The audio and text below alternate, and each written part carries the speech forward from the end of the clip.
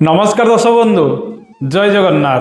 दर्शक बंधु आपणकर मन अनेक समय अवसाद रहुची आपणकर माइंड अनेक समय भल भाव काम करूना मनरे अवसाद एंजाइटी लेवल आपणकर बढ़ी जाऊँगी हाइपर थिंकिंग बा गोटे कथा को बारंबार आप भावुंट छोट मोट कथा को बड़ आकार में भावुंट बेले बेले नेगेटिव एनर्जी गुड़िक अशुभ शक्ति गुड़िक जमी आपणकर माइंड रे पशिला भली लगुच आपणकर मन विभिन्न कारण को नहीं भाराक्रांत रहुची यार कारण कौन एवं यार प्रतिकार कौन करा जाई पारे से विषय आसतु आज एस्ट्रोलॉजी कार्यक्रम में आम आलोचना करवा। दर्शक बंधु मन को आपणकर नियंत्रण करती चंद्र जदि जन्म कुंडली चंद्र कौटी ना कौटी दूषित बा पीड़ित रही था यह आपणकर मन उपरे खराब प्रभाव पकाई थाए। जदि चंद्र सहित आपणकर जन्म कुंडली राहुंकर जोग किंबा केतुंकर जोग किंबा शनिंकर जोग संबंध रही थाए ताले आपणकर मन अनेक समय एपरी होता है। बेले बेले आप डिप्रेशन रे जाइथांती आपणकर एंजाइटी लेवल बढ़ी जाए हाइपर थिंकिंग आसी थाए छोट मोट घटना को नहीं आप बड़ आकार में भावी था यह सहित आप नेगेटिविटी अनेक समय फिलिंग करें हूँ तो भल घटना घटी था पारे किंतु से आप कौन नेगेटिविटी बाहर करी थांती ये सब कारण को नहीं आप अनेक समय चिंतित रही था छोट मोट कथा को नहीं आप अनेक समय मन उणा करी राति बेले बेले आपणकर निद भल भाव हुए ना निद अनेक समय ये सब कारण को नहीं भांगी जाए शरीर में जल तत्व को नहीं समस्या बढ़ी थाए हॉर्मोन रे इनबालांस आसबार संभावना यह बढ़ाई थाए।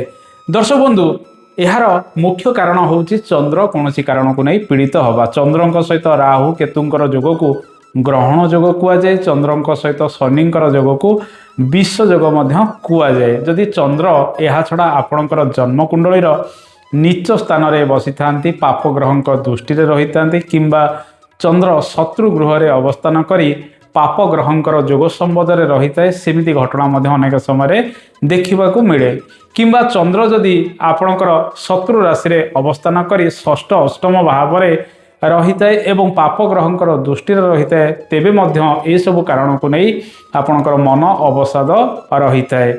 दर्शक बंधु आसतु क्यों क्यों उपाय गुड़िक करवा से विषय जानिबा वास्तु अनुसार किसी उपाय करंतु या सहित एस्ट्रोलॉजिकल प्रतिकार जहाँ भी रही से विषय आसतु आलोचना करवा। प्रत्येक सोमवार दिन महादेव पाखे जलाभिषेक आपण करवा आवश्यक महादेवंकर पूजा अर्चना कले शुभ फल मिलता है। आपण को जदि आपणकर लग्न पाई चंद्र शुभ ग्रह होता प्रत्येक लग्न पाई चंद्र शुभ ग्रह नुहंती जो लग्न पाई चंद्र शुभ ग्रह होता से लग्नर व्यक्ति माने मोती धारण कले शुभ फल मिलता है। मोती आपण लिटिल फिंगर किंबा रिंग फिंगर रे रूपा मुदी धारण करेंगे सोमवार दिन। दर्शक बंधु यह छड़ा रात्रि रे आपण शोया पाई चेष्टा करेंगे बेला बेली आपणकर भोजन जमी हवा आवश्यक 7:30 पूर्वर आपण खाई दिंतु एवं रात्रि रे क्षीर दही किंबा अरुआ भात इत्यादि आपन टिके वर्जन करंतु खातु ना दिन में यह खाई पारे रात्रि रे एगुड़िक खाइले चंद्रंकर कुप्रभाव शरीर में अधिक बढ़ी थाए आपणकर माइंड सेमिति हबार संभावना रही है। पूर्णिमा अमावास्या एवं सोमवार दिन शिवंकर पूजा निहाती करवा आवश्यक।